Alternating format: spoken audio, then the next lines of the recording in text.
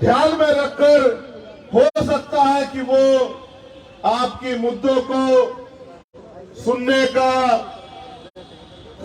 उनको निवारण करने का वोट के कारण ही चाहे काम करे, इसलिए उनके करीब ये सभा रखने का काम हमारे साथियों ने किया। जो प्रमुख मांगे हैं, मैं उम्मीद करूंगा कि मुख्यमंत्री जी उनका संज्ञान लेंगे, और अगर नहीं संज्ञान लेंगे तो हम पे यही रास्ता बचेगा, जो रास्ता आज हम इख्तियार नहीं कर रहे हैं, कि अगली बार हमें इन मुख्यमंत्री का घेराव भी यहां बड़े पैमाने पे करना पड़ेगा और इनको मजबूर करना पड़ेगा कि ये हमारी मांगों को सुने।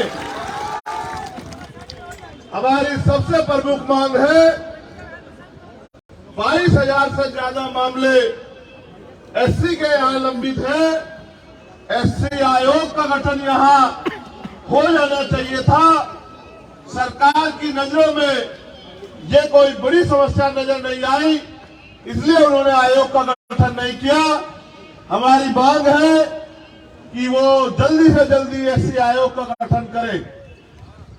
एससी, एसटी, ओबीसी और मुस्लिम छात्रों को जो छात्रवृत्ति मिलती है, जिनमें हमारे महापुरुष, चाहे संत गाडगे जी महाराज हो, चाहे बाबा साहब अम्बेडकर हो, उन्होंने ये कहा है कि शिक्षा श्रेणी का वो दूध है जो पिएगा वो दहाड़ेगा। संत गाडगे जी महाराज ने तो यहां तक कहा कि अगर थाली ना हो तो हाथ पे रख के खाना, मगर अपने बच्चों को जरूर पढ़ाना। एक तरफ सरकारी स्कूल है जहां पढ़ाई के नाम पे मजाक हो रहा है, एक तरफ प्राइवेट स्कूल है जिनकी महंगी फीस है, फिर भी जो छात्रवृत्ति हायर एजुकेशन में या +2 के बाद हमारे लोगों को मिलती थी, या इससे नीचे की क्लास में मिलती थी, जिसका 60% पैसा केंद्र सरकार देती है और 40% पैसा राज्य सरकार देती है, उस छात्रवृत्ति को इनकी लापरवाही के कारण छात्रों को नहीं दिया जा रहा है।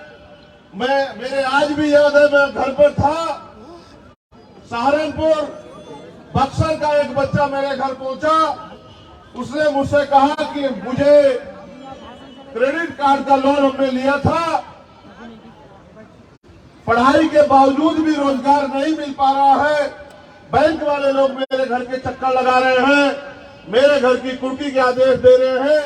वो रोने लगा और मुझसे कहने लगा कि भैया आप मेरी मदद कराओ, आप मुख्यमंत्री जी से ये अपील करो, आप उनसे ये निवेदन करो कि जो बच्चे क्रेडिट कार्ड के पैसे नहीं चुका पा रहे क्योंकि रोजगार नहीं मिला है, जैसे अन्य लोगों का कर्ज माफ होता है, अगर वास्तविकता में मुख्यमंत्री जी या उप मुख्यमंत्री जी हमारे बारे में चिंतित है, तो उस कर्ज को माफ करने का काम करे या फिर हमें रोजगार देने का काम करे। तो मैं ये कहना चाहता हूं, वास्तविकता में सरकार बहुजनों की है, तो छात्रवृत्ति का पैसा अन्य मदों से लाकर उस पैसे को हमारे बच्चों के लिए देने का काम करे, और क्रेडिट कार्ड का जो लोन का जो पैसा है उसको माफ करने का काम करे। पूंजीपति सरकारों के जो मित्र हैं, जो सेंटर में बैठे हैं, वो अपने लोगों का लाखों करोड़ का कर्ज माफ करते हैं। आप अपने बच्चों का कर्ज नहीं माफ कर सकते, तो फिर ये सरकार हमारी कैसे? हमारी ये भी मांग है कि बड़े पैमाने पे एससी के लोग, एसटी के लोग जो रोजगार के रूप में ताड़ी का काम करते हैं, तो ताड़ी को कृषि का दर्जा मिलना चाहिए, जिससे कि उनको रोजगार मिले और कोई आय का साधन खड़ा हो। बिना आय के साधन के वो भूखमरी बेबसी का शिकार हो रहे हैं। सरकार के नागरिक है इस प्रदेश के, सरकार को सोचना चाहिए। अगर हमें अवसर मिलेगा तो हम ताड़ी को कर्सी का दर्जा दिलाने का काम करेंगे, लेकिन इस सरकार से भी मेरा अनुरोध है कि वो ताड़ी को कर्सी का दर्जा दिलाने का काम करे। तालीमी मरकज टोला सेवक को नियमित करने का काम करे, ऐसी भी हमारी मांग है। और अगर वास्तविकता में सरकार कमजोर वर्गों के प्रति सचेत है, उनका भला करना चाहती है, तो नफरत के नाम पे जो मॉब लिंचिंग होती है, जिसका बड़े पैमाने पे शिकार दलित, आदिवासी और मुस्लिम होते हैं, तो मॉब लिंचिंग के खिलाफ एक सख्त कानून बना के इन लोगों की रक्षा करने का काम सरकार करे। उसके साथ साथ सरकार आने पे या सरकार होने पे सरकार क्या कर सकती है, अगर सरकार को ना पता हो, मैं ये भी बताने का काम करूंगा कि कोई भी सरकार को समझ आए कि सामाजिक न्याय, सामाजिक परिवर्तन, आर्थिक मुक्ति ये सिर्फ कहने की बातें नहीं है। अगर सरकार आने पे भी आप अपने वर्ग के लोगों को इसका लाभ नहीं देते, तो सत्ता में बैठ के गाल बजाई करने का कोई फायदा नहीं है, सत्ता की कुर्सी में छिपाने का कोई फायदा नहीं है। अगर सरकार SC, ST, OBC माइनॉरिटी के प्रति सचेत है, तो SC, ST, OBC माइनॉरिटी के लोगों को जो सरकारी ठेके हैं उनमें आरक्षण देने का काम करे। ये आरक्षण की व्यवस्था होने से मैं जिम्मेदारी से कहता हूं, इन्हीं वर्गों के बीच से नए ठेकेदार पैदा होंगे, पैसे वाले लोग पैदा होंगे, और उस पैसे से वो अपने वर्गों के हितों के लिए काम करेंगे। एक नया समाज बनेगा जो आर्थिक रूप से मजबूत होगा। SC, ST, OBC के लिए जब हम केंद्र की बात करते हैं तो उनसे हमें उम्मीद है, क्योंकि ना वो सरकार हमारी है, ना उनको हमारे मुद्दों से मतलब है। वो तो हमारा वोट लेके हमारे लोगों को लूटने का काम करती है। तो हमारी ये मांग है कि प्रमोशन में रिजर्वेशन SC, ST, OBC के कर्मचारियों के लिए लागू किया जाए। अगर ये सरकार वास्तविकता में बहुजन समाज के लोगों का हित चाहती, ये सरकार जातिगत जनगणना करा रही है, उसके लिए तो मैं उनको धन्यवाद देता, लेकिन जातिगत जनगणना कराने के बाद करेगी क्या? तो मैं सरकार को रास्ता दिखा रहा हूं कि जातिगत जनगणना करा के, क्योंकि अब 2022 के आदेश के बाद सुप्रीम कोर्ट के 50% की सीमा खत्म हो गई है, तो सरकार बिहार में सबसे पहले 100% रिजर्वेशन लागू करे। जिसकी इतनी संख्या भारी, उसकी इतनी हिस्सेदारी। 52% OBC को 52% आरक्षण दे। जो आबादी दलित, आदिवासियों की है उनको उनके बराबर आरक्षण दे। जो आबादी मुस्लिम समाज की है उनके बराबर आरक्षण दे। और जो आबादी स्वर्ण समाज की है 5, 7, 10% तो उनको भी हमारा अधिकार न लूटने दे, उनको भी उनकी संख्या के आधार पर व्यवस्था कराए कि जो हमारा अधिकार छीन रखा है वो बंद हो। सरकार को एक और काम मैं बताना चाहता हूं। मैं कल लखनऊ में था, वहां रेलवे के कर्मचारी मेरे पास आए, जबकि वो सेंटर के अधीन है। मगर मैं यहां की सरकार से कहना चाहता हूं कि सरकार चाहे तो इन वर्गों के कर्मचारियों का भला करने के लिए पुरानी पेंशन को वो बिहार में शुरू कर सकती है, जिसका बड़ा लाभ इन वर्गों के कर्मचारियों को मिलेगा और वो अपने पैरों पे खड़े रहेंगे। आने वाले समय में पे बैक टू सोसाइटी के जरिए वो समाज में महापुरुषों के आंदोलन को चलाने का काम करेंगे। और इसके बाद जहां तक मुझे जानकारी है 8 लाख एकड़ जमीन यहां सरकारी 8 लाख एकड़ जमीन है, 18 लाख। ये जानकारी मुझे बिहार के साथियों ने दी।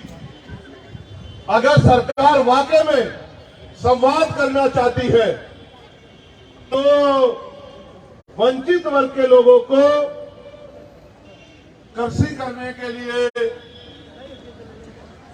घर बनाने के लिए, क्योंकि आपकी कई योजनाएं गरीबों का घर छीन रही है।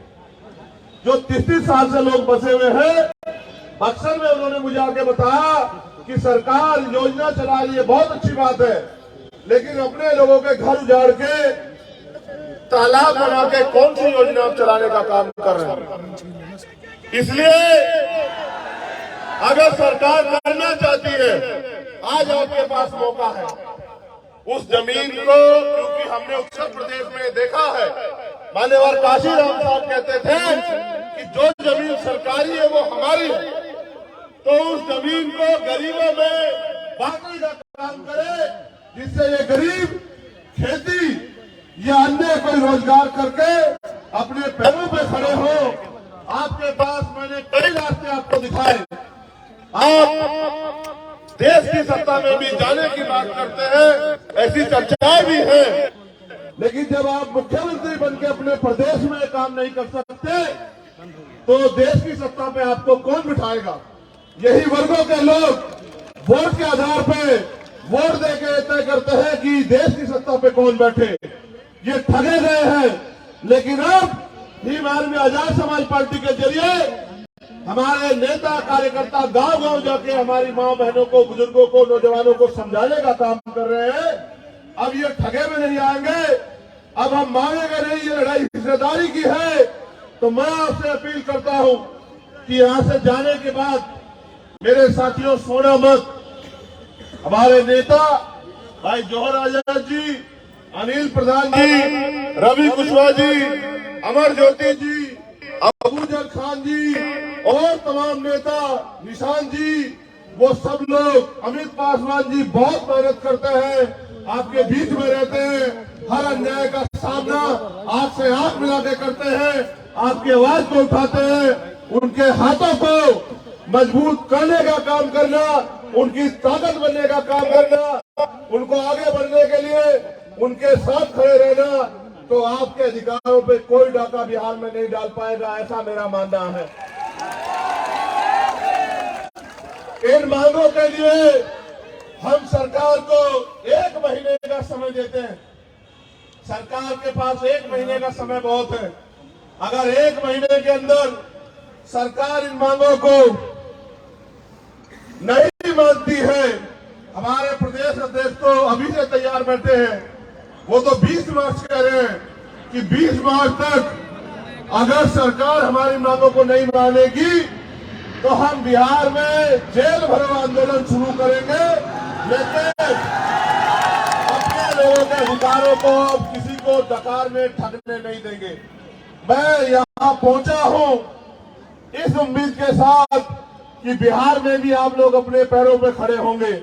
आपके पास रास्ता है मेरे साथियों, आपको ये तय करना है कि आप बैसाखियों के सहारे रहोगे या अपने पैरों पे खड़े होंगे। बैसाखी आपने इतने दिन देखी, बताओ आपकी जिंदगी में क्या बदला, और अगर नहीं बदला है, बदलना चाहते हो तो फिर जमीन पे जाके काम करो। मुझे आपसे बड़ी उम्मीदें हैं, क्योंकि बिहार की धरती बड़ी क्रांतिकारी धरती है। बिहार से जो क्रांति आंदोलन चलते हैं वो देश की सत्ता को पलट देते हैं। मैं भी उम्मीद करता हूं कि बिहार के साथी अपने हक अधिकारों के लिए यहां भी अपने पैरों पे खड़े होने का काम करेंगे। और मुझे उम्मीद है कि जो गरीब के बेटे मैंने यहां अपने प्रतिनिधि के रूप में आपके बीच भेजे हैं, आप उनके हाथों को मजबूत करने का काम करोगे। आप यहाँ आए, इस गर्मी में भी अपने साधनों से आए, यहाँ डटे हुए हो, मैं आपका दिल की गहराई से धन्यवाद करता हूँ। आपको बहुत बहुत मुबारकबाद देता हूँ। जो साथी मंच पे हमारे नेतागण हैं, यहाँ के सभी जिला अध्यक्ष, सभी प्रखंड अध्यक्ष, सभी मंडल अध्यक्ष, प्रदेश कमेटी के लोग, राष्ट्रीय कमेटी के